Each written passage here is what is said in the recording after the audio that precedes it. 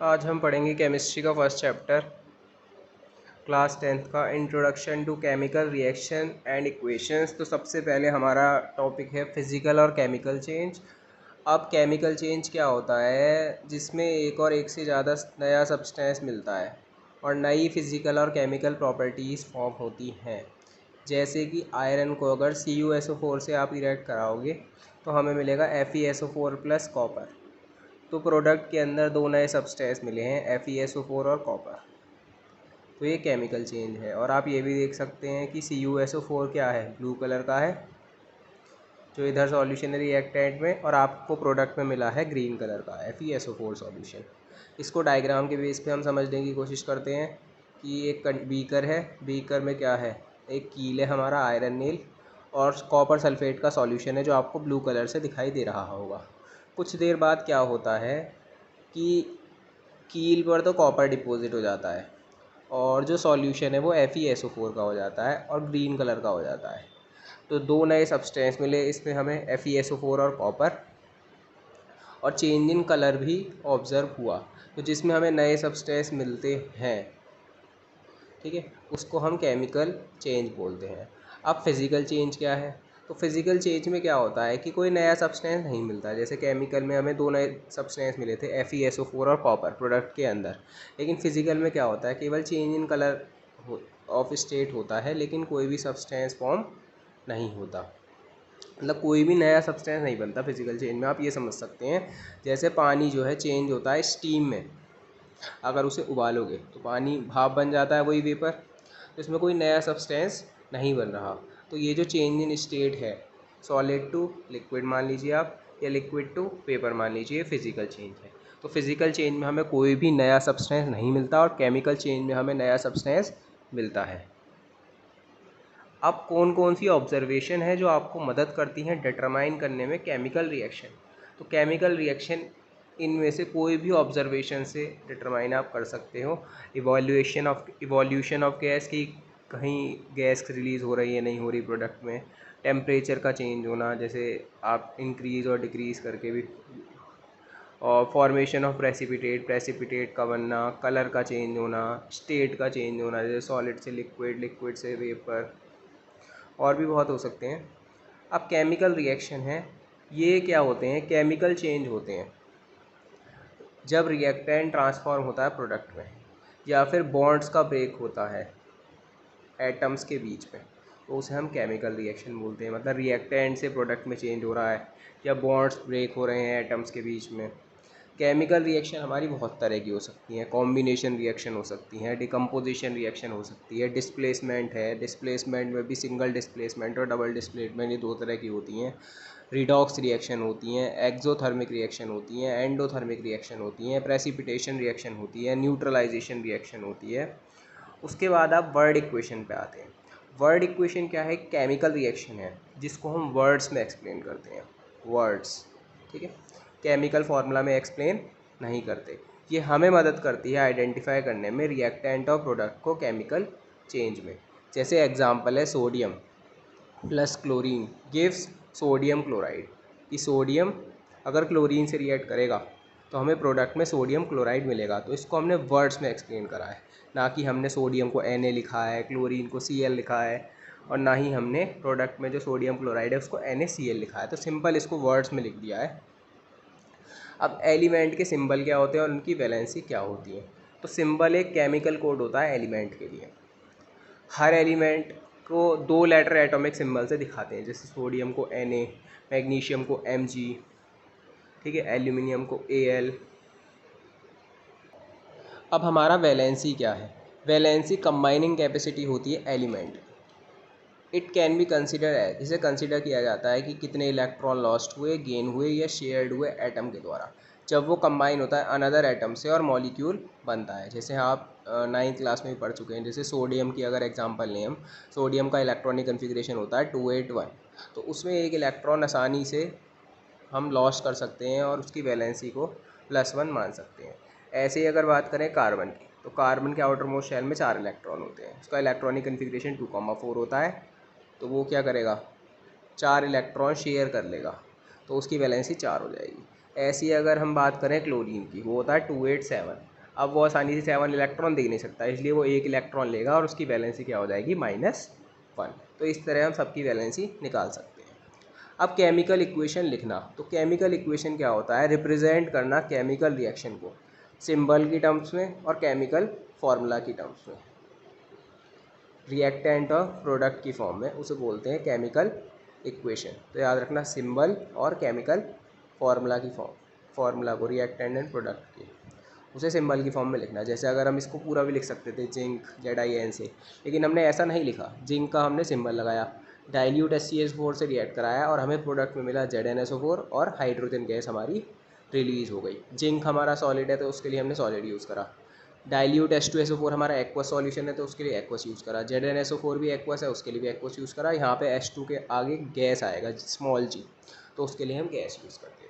तो ये अलग अलग चीज़ों के लिए अलग अलग सिंबल हैं। गैस के लिए अपवर्ड सिंबल यूज़ करते हैं, प्रेसिपिटेट का मतलब होता है जैसे रेत का नीचे जम जाना, उसके लिए डाउनवर्ड सिंबल यूज़ करते हैं। एक्वस के लिए AQ सिंबल यूज़ करते हैं, गैस के लिए G सिंबल यूज़ करते हैं, लिक्विड के लिए L सिंबल यूज़ करते हैं, सॉलिड के लिए S सिंबल यूज़ करते हैं। अब हमारी बैलेंसिंग आ जाती है केमिकल रिएक्शन की। कंजर्वेशन ऑफ मास क्या कहता है, तो कंजर्वेशन ऑफ मास ये कहता है कि कोई भी एटम ना तो क्रिएट होता और ना ही डिस्ट्रॉय होता केमिकल रिएक्शन में। मतलब जो नंबर ऑफ़ एटम्स होते हैं एलिमेंट के रिएक्टेंट साइड में, वो इक्वल होते हैं प्रोडक्ट साइड में। सपोज़ करो रिएक्टेंट में हाइड्रोजन है, प्रोडक्ट में भी हाइड्रोजन है, तो जितने हाइड्रोजन हमारे रिएक्टेंट में होंगे उतने ही हाइड्रोजन हमारे प्रोडक्ट में होने चाहिए। ऐसे ही मान लीजिए कि सपोज़ कीजिए कि ऑक्सीजन है हमारे एटम, रिएक्टेंट में 5 है, तो प्रोडक्ट में भी हमारे ऑक्सीजन एटम 5 होने चाहिए। अगर दूसरे वर्ड्स में बोलें कि जो टोटल मास है प्रोडक्ट का केमिकल रिएक्शन में, वो टोटल मास ऑफ रिएक्टेंट के होना चाहिए जो पार्टिसिपेट कर रहा है केमिकल रिएक्शन में। क्योंकि नंबर ऑफ़ एटम जब हर चीज़ के सेम रहेंगे दोनों साइड, तो क्या होगा, उनका मास भी सेम रहेगा। तो बैलेंस्ड केमिकल इक्वेशन क्या है, तो केमिकल इक्वेशन जिसमें number of atom her element के रिएक्टेंट साइड में इक्वल हो प्रोडक्ट साइड की, उसे बैलेंस केमिकल इक्वेशन बोलते हैं। अब जैसे ये दे रखा है small a CaCO3 plus small b H3PO4, small c Ca3PO4 का होल ट्वाइस और स्मॉल d H2CO3। तो A B C और D इनकी वैल्यू हमें फाइंड करनी है। तो इनकी वैल्यू सिंपल हमें किस हिसाब से फाइंड करनी है, जैसे अगर हम रिएक्टेंट में देखें, हमारा Ca कैल्शियम है और उधर Ca3 है प्रोडक्ट में, तो प्रोडक्ट में तो कैल्शियम क्या है 3 है और रिएक्टेंट में कैल्शियम हमारा 1 है, तो स्मॉल a की जगह 3 हो जाएगा। क्या हो जाएगा, स्मॉल a की जगह 3, तो 3CaCO3, तो a की वैल्यू 3 आ जाएगी। और प्रोडक्ट में क्या है, Ca3 है, ठीक है, कैल्शियम के 3 ऑलरेडी हैं, तो स्मॉल c जो है उसको 1 ले लेते हैं और स्मॉल a हो जाएगा 3। अब आप हाइड्रोजन भी बैलेंस कर सकते हैं या फोस्फोरस बैलेंस कर सकते हैं। अगर आप फोस्फोरस को देखें हम, तो प्रोडक्ट में फोस्फोरस क्या है 2 है, क्योंकि PO4 का होल ट्वाइस है, तो केवल P के देखें तो 2 हैं। लेकिन अगर H3PO4 में देखें फोस्फोरस कितना है हमारा, उसमें 1 ही है, कि P के कुछ है तो है नहीं, तो स्मॉल b को हम 2 ले लेंगे। तो यहाँ से हमारा फोस्फोरस भी बैलेंस हो गया। तो स्मॉल b की वैल्यू 2 आ गई, स्मॉल a 3 आ गया और स्मॉल c हमारा 1 आ गया। अब बचा क्या, स्मॉल d। स्मॉल d को बैलेंस करने के लिए हम क्या करेंगे, हमें क्या चाहिए, या तो कार्बन चाहिए, ठीक है। तो कार्बन अगर देखा जाए हमने, क्योंकि हमने A जो लिया था 3 लिया था, तो उधर हो गए 3 कार्बन। तो प्रोडक्ट में कार्बन क्या है, H2C है, तो 1 कार्बन है, तो D की जगह हमारा आप 3 ले सकते हैं। तो इस तरह से बैलेंस हो जाता है। बाकी अगर आप एग्जांपल ये देखो तो आप इससे भी समझ सकते हो कि इन्होंने एक सिंपल सी चीज़ लेके कर रखा है, ठीक है। तो मैं इतनी बड़ी चीज़ पे जाना नहीं चाहता, ना समझ आए तो आप कमेंट बॉक्स में कमेंट कर देना। अब केमिकल रिएक्शन के टाइप हैं कॉम्बिनेशन, डिकम्पोजिशन, सिंगल डिस्प्लेसमेंट, अब ये आया था। अब सबसे पहले मैं आपको कॉम्बिनेशन रिएक्शन बताता हूँ। कॉम्बिनेशन रिएक्शन में क्या होता है, 2 एलिमेंट, मतलब element plus element gives compound, example में देख लीजिए, या फिर एक एलिमेंट और एक कंपाउंड, मतलब कंपाउंड प्लस, मतलब ऐसे बोल सकते हैं element plus compound gives compound, या फिर 2 compound, compound plus compound gives 2 compound. तो 2 एलिमेंट मिलकर, एक एलिमेंट एक कंपाउंड मिलकर और एक कंपाउंड मिलकर कंपाउंड बनाते हैं। जैसे H2 प्लस Cl2, ये दोनों एलिमेंट हैं, ये देते हैं HCl, बैलेंस करने के बाद 2HCl हो गया। तो H2 एलिमेंट है, Cl2 एलिमेंट है, HCl कंपाउंड है। तो दो चीज़ कंबाइन होकर एक सिंगल चीज़ बन रही है, मतलब दो एलिमेंट कंबाइन होकर एक सिंगल बन रहा है, तो combination. 2CO plus O2 gives 2CO2, मतलब कार्बन मोनोऑक्साइड ऑक्सीजन से रिएक्ट करा के कार्बन डाइऑक्साइड देता है, तो ये भी कॉम्बिनेशन है। और ammonia NH3 plus HCl gives NH4Cl, तो दोनों ही कंपाउंड है और एक कंपाउंड दे रहे हैं, मतलब दो चीज़ जुड़कर एक बन रही है, तो वो कॉम्बिनेशन रिएक्शन है। डिकम्पोजिशन क्या होता है? डिकम्पोजिशन होता है हमारा एक तरह से टूटना। जैसे कॉम्बिनेशन में क्या था, दो चीज़ जुड़कर एक बनती थी, अब इसमें एक चीज़ टूटकर दो या दो से ज़्यादा बनती है। अब डिकम्पोजिशन में हमारा होता है टूटना, और किस किस की प्रेजेंस में? हीट की प्रेजेंस में, लाइट की प्रेजेंस में और इलेक्ट्रिसिटी की प्रेजेंस में रिएक्टेंट का डिकम्पोज होना, मतलब टूटना और प्रोडक्ट बनना। अब डिकम्पोजिशन भी हमारे क्या हैं, तीन तरह के हैं। एक है थर्मल डिकम्पोजिशन, थर्मल में क्या होता है, उसे थर्मोलाइसिस बोलते हैं, थर्मोलाइटिक डिकम्पोजिशन भी बोलते हैं और थर्मल डिकम्पोजिशन भी बोलते हैं। उसमें जो ब्रेकडाउन होता है वो हीट की प्रेजेंस में होता है।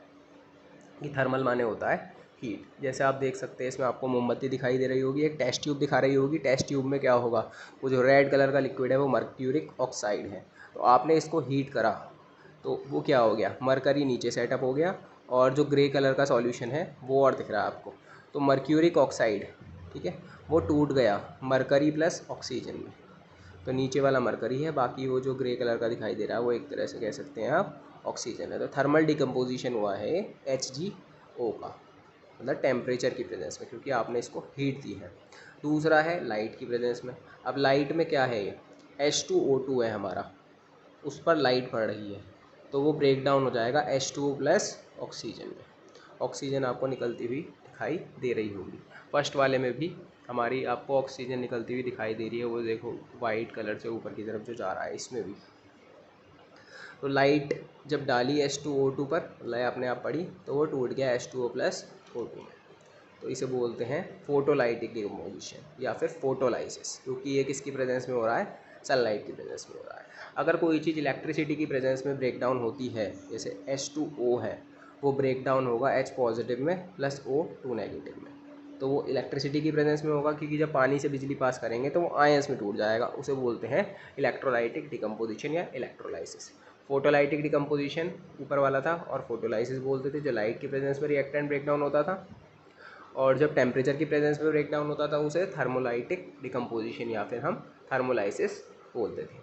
अब डिस्प्लेसमेंट रिएक्शन है। डिस्प्लेसमेंट रिएक्शन में क्या होता है, जो ज़्यादा रिएक्टिव वाला एलिमेंट है वो लेस रिएक्टिव एलिमेंट को कंपाउंड और सॉल्यूशन से निकाल फेंकता है, ब्रेक हटा देता है। क्योंकि हमेशा क्या होता है, जो स्ट्रॉन्ग होता है वो वीक को हटा देता है। तो इसी तरह से जिंक जब रिएक्ट कराएगा CuSO4 से, तो Zn जो है ज़्यादा रिएक्टिव है CuSO4 में जो कॉपर है उससे। तो Zn क्या करेगा, Cu को हटा देगा, ठीक है, SO4 को अपने साथ ले लेगा, मतलब Zn जो है अपने साथ SO4 को ले लेगा और कॉपर अलग निकल जाएगा। तो ये जो ज़्यादा रिएक्टिव वाला है वो SO4 को अपने साथ ले जाएगा और कॉपर अलग निकल जाएगा। ऐसे ही सेकंड वाली रिएक्शन में कॉपर AgNO3 से रिएक्ट कराता है, मतलब सिल्वर नाइट्रेट से, और हमें प्रोडक्ट में मिलता है CuNO3 का होल ट्वाइस और 2 सिल्वर। तो कॉपर ज़्यादा रिएक्टिव है, वो NO3 को अपने साथ ले जाएगा, ठीक है ना। तो Ag जो कम रिएक्टिव वाला है उसमें से उसको छीन लेगा, और इस तरह से इस चीज़ को बोलते हैं displacement reaction. Double displacement reaction क्या होती है, इसमें आयंस का एक्सचेंज होता है रिएक्टेंट के बीच में और नया प्रोडक्ट ग्रो होता है। जैसे डिस्प्लेसमेंट में केवल हमारी एक चीज़ डिस्प्लेस हो रही थी, उसमें एक क्या होता था, हमारा सिंपल मेटल होता था और दूसरा हमारा सॉल्यूशन होता था। लेकिन इसमें क्या होंगे, अगर आप कंपाउंड भी बोल सकते हो। और डबल डिस्प्लेसमेंट में क्या होता है, हमारे दोनों ही एक तरह से क्या होते हैं, कंपाउंड होते हैं, या फिर बोल सकते हैं सॉल्यूशन हो सकते हैं। उसमें दोनों तरफ से डिस्प्लेस होता है, जैसे Al2SO4 का होल थ्राइस प्लस 3CaOH का होल ट्वाइस। तो हमें प्रोडक्ट में क्या मिलता है, 2AlOS का होल थ्राइस प्लस 3CaSO4। तो ध्यान से आप रिएक्टेंट में देखिए, Al2SO4 का होल थ्राइस और 3CaOH का होल ट्वाइस। तो ये जो Al है ये OH के OH से रिएक्ट कर जाएगा, तो हमें मिलेगा AlOH का होल थ्राइस प्लस 3CaSO4। तो Al वाला जो है अपने पड़ोस वाले CaOH के होल ट्वाइस में से OH को निकाल लेगा, और ऐसे ही हमारा जो कैल्शियम है वो Al2SO4 के होल थ्राइस में से SO4 को ले जाएगा, ठीक है ना। क्योंकि एल्यूमिनियम ज़्यादा रिएक्टिव होता है किससे, कैल्शियम से, इसलिए एल्यूमिनियम OH को ले जाएगा CaOH के होल ट्वाइस में से। इसी तरह से कैल्शियम वो SO4 को अपने साथ ले जाएगा। मतलब आप एक तरह से इसमें हाई रिएक्टिव और लो रिएक्टिव मत देखिए, बस ये देखिए इसमें डबल डिस्प्लेसमेंट हो रहा है। वो डिस्प्लेसमेंट वाले में देख सकते हैं कि हाई रिएक्टिव एलिमेंट तो ज़्यादा रिएक्टिव एलिमेंट लो रिएक्टिव को क्या कर सकता है, डिस्प्लेस कर सकता है। अब प्रेसिपिटेट रिएक्शन है। प्रेसिपिटेट रिएक्शन में क्या होता है, हमारा कोई ना कोई चीज़ नीचे जम जाती है। जैसे सिंपल एग्जांपल मैं आपको रेत का बताऊं कि अगर पानी के अंदर आप रेत मिलाएंगे तो रेत नीचे इकट्ठी हो जाएगी, उस चीज़ को हम प्रेसिपिटेट बोलते हैं।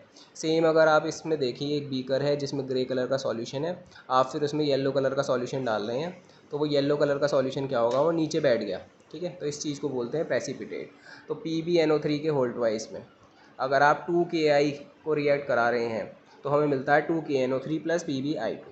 जो PbI2 है वो येलो कलर का है, वो नीचे क्या हो गया, प्रेसिपिटेट हो गया, इसलिए इस रिएक्शन को बोलते हैं प्रेसिपिटेट रिएक्शन। अब रिडॉक्स रिएक्शन क्या होती है, रिडॉक्स रिएक्शन वो होती है जिसमें ऑक्सीडेशन और रिडक्शन एक साथ होता है। मतलब ऑक्सीडेशन भी होता है और रिडक्शन भी होता है, एक के बाद एक बोल सकते हैं आप। ऑक्सीडेशन क्या होता है, एक तो सिंपल ऑक्सीडेशन का मतलब ऑक्सीजन को गेन करना, बाकी दो चीज़ इसमें लॉस होती हैं, इलेक्ट्रॉन लॉस होता है और हाइड्रोजन लॉस होता है। ठीक है, तो ऑक्सीडेशन क्या होता है, इलेक्ट्रॉन लॉस, हाइड्रोजन लॉस और ऑक्सीजन का गेन। रिडक्शन जस्ट इसका अपोजिट है। जैसे ऑक्सीडेशन में गेन हो रहा था ऑक्सीजन, इसमें क्या होता है, लॉस होता है ऑक्सीजन, और उसमें क्या होता था, इलेक्ट्रॉन और हाइड्रोजन लूज होते थे, लेकिन इसमें गेन होते हैं इलेक्ट्रॉन और गेन ही होते हैं हाइड्रोजन। तो ये आपका ऑक्सीडेशन रिडक्शन है।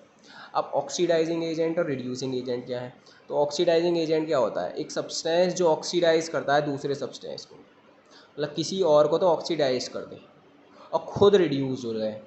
और रिड्यूसिंग एजेंट क्या होता है, जो रिड्यूस कर दे दूसरे को और खुद ऑक्सीडाइज हो जाए। अब आपको इस एग्जांपल के तौर पे मैं समझाता हूँ। जैसे Fe है, CuSO4 हमें क्या देता है, FeSO4 प्लस कॉपर। ठीक है, अब एक बार नीचे वाला एग्जांपल 2 देखिए, उसमें सही से समझ में आएगा। ZnO plus carbon give Zn plus CO। जो ZnO है ये एक तरह से मेटल ऑक्साइड है, प्लस कार्बन, इसे बोलते हैं हम रिड्यूसिंग एजेंट। हमें प्रोडक्ट में क्या मिला, Zn और CO। तो अगर ZnO से आप Zn तक एक एरो लगाएं तो ये प्रोसेस हो रही है रिडक्शन। रिएक्टेंट में ZnO है, प्रोडक्ट में जाके Zn बन गया। इसका मतलब क्या है कि ZnO ने अपना ऑक्सीजन खो दिया और Zn बन गया। तो ये पूरी प्रोसेस ZnO से Zn तक, याद रखना ZnO से Zn तक ये रिडक्शन कहलाएगी। और कार्बन, रिएक्टेंट में कार्बन है, प्रोडक्ट में जाके CO बन गया, तो ये प्रोसेस क्या कहलाएगी, पूरी कार्बन टू CO, ये ऑक्सीडेशन कहलाएगी, क्योंकि रिएक्टेंट से प्रोडक्ट में जाके इसने ऑक्सीजन को गेन करा है। अब बात आती है ऑक्सीडाइजिंग एजेंट की और रिड्यूसिंग एजेंट की। ऑक्सीडाइजिंग एजेंट और रिड्यूसिंग एजेंट हम रिएक्टेंट में से ही लेते हैं, या तो ZnO ऑक्सीडाइजिंग एजेंट होगा या रिड्यूसिंग एजेंट होगा, या कार्बन ऑक्सीडाइजिंग एजेंट और रिड्यूसिंग एजेंट होगा। प्रोडक्ट में नहीं हो सकता कोई भी ऑक्सीडाइजिंग और रिड्यूसिंग एजेंट। तो ZnO जो है प्रोडक्ट में जाके Zn बन गया। ठीक है, अब ऑक्सीडाइजिंग एजेंट क्या होते थे, ठीक है, ऑक्सीडाइजिंग एजेंट होते थे जो ऑक्सीडाइज करा दें दूसरे सब्सटेंस को, तो प्रोडक्ट में जाके, ठीक है, उसने CO मतलब कार्बन को ऑक्सीडाइज करा रखा है CO, तो जिसमें O आ रहा है रिएक्टेंट में ZnO, वो ऑक्सीडाइजिंग एजेंट, और जिसमें नहीं आ रहा हो वो रिड्यूसिंग एजेंट।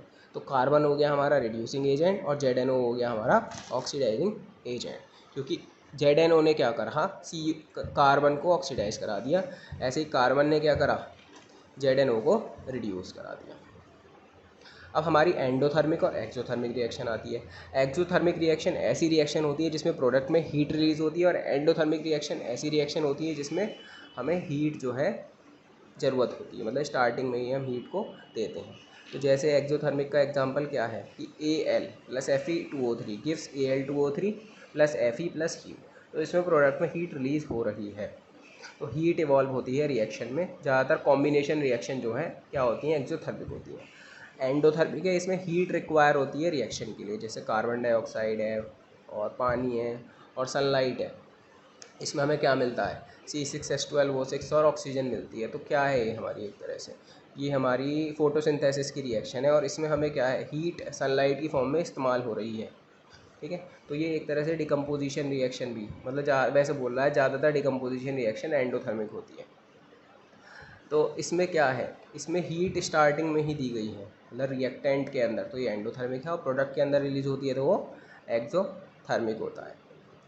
और ज़्यादातर डिकम्पोजिशन रिएक्शन एंडोथर्मिक होती है, और ऊपर लिखा था ज़्यादातर कॉम्बिनेशन रिएक्शन एक्सोथर्मिक होती है। कोरोजन क्या होता है? कोरोजन हम बोलते हैं जंग लगना, और जंग हमेशा क्या होता है? जंग हमेशा ऑक्सीजन और पानी दोनों के कांटेक्ट में लगता है। अगर एक भी चीज़ नहीं है तो उस केस में जंग नहीं लगेगा। तो कोरोजन की डेफिनेशन क्या है? Gradual deterioration of a material, usually a metal, by the action of moisture और air। तो मॉइस्चर और एयर दोनों होते हैं जो सराउंडिंग इन्वायरमेंट है, अगर दोनों में से एक चीज़ भी नहीं है तो उस पर कोरोजन नहीं होगा। अगर वो जंग आयरन पर लगता है तो उसे बोलते हैं रस्टिंग, ठीक है। ऐसे ही कॉपर पर भी जंग लग सकता है और सिल्वर पर भी जंग लग सकता है। जैसे आयरन है हमारा, वो ऑक्सीजन से रिएक्ट करा के और पानी से रिएक्ट करा के क्या देता है? Fe2O3 dot XH2O। आयरन के हमने 4 लिए हैं, ऑक्सीजन हमने 3 लिए हैं 3O2, और वाटर मॉलिक्यूल जो है हमने X मॉलिक्यूल्स लिए हैं वाटर के XH2O, तो देता है 2Fe2O3 डॉट XH2O। तो इसको बोलते हैं रस्ट। और आयरन पे जंग लग रहा है तो कोरोजन ऑफ आयरन होता है रस्टिंग। ऐसी कोरोजन ऑफ कॉपर है, कॉपर को पानी और CO2 से रिएक्ट कराते हैं तो हमें क्या देता है? CuCO3 डॉट CuOH का होल ट्वाइस, ये ग्रीन कलर का हो जाता है। ऐसे ही कोरोजन ऑफ सिल्वर है, Ag अगर रिएक्ट करता है H2S से तो हमें देता है Ag2S प्लस H2, और ये जो Ag2S है ब्लैक कलर का होता है। तो इस तरह से हमने आयरन पर जंग लगा के देख ली, कॉपर पर जंग लगा के देख ली, और सिल्वर पर जंग लगा के देख ली। तो इस चीज़ को हम कोरोजन बोलते थे, और कोरोजन ऑफ आयरन होता है हमारा रस्टिंग। फिर आता है रेंसिडिटी। रेंसिडिटी एक तरह से बोल सकते हैं जो खाना सड़ जाता है उसे रेंसिडिटी बोलते हैं। और कोई भी चीज़ कब रेंसिड होती है? जब वो ऑक्सीजन के कांटेक्ट में आती है। तो ऑक्सीडेशन होना फैट एंड ऑयल का फूड में, अगर उसको लॉन्ग टाइम तक ऐसे ही हम रख दें, अगर किसी भी चीज़ को हम खाने को, ठीक है, लॉन्ग समय तक ऑक्सीजन के कांटेक्ट में रखते हैं तो वो क्या हो जाता है? वो फाउल स्मेल देता है और बैड टेस्ट देता है खाने को।